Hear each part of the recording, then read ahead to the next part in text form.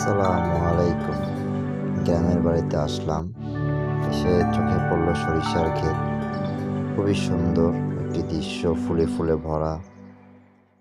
এটি শহরে থাকলে দেখা যায় না, এত সুন্দর বিশাল ক্ষেত। তার পাশেই লাউ গাছের ঝাঁকা। লাউ গাছগুলো খুবই সুন্দর হয়েছে।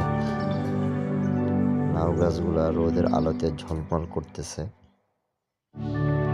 কি সুন্দর ফুল আসছে দেখেন। তারই পাশে আবার কলা গাছ, কলার থোড়ও দেখা যাচ্ছে। খুবই সুন্দর দেশি কলা, একদম ফুটে আছে। আমার মেয়ে বসে বসে দেখতেছে। তারই পাশে খাল, খালের পাশে বিস্তীর্ণ চাষযোগ্য ভূমি।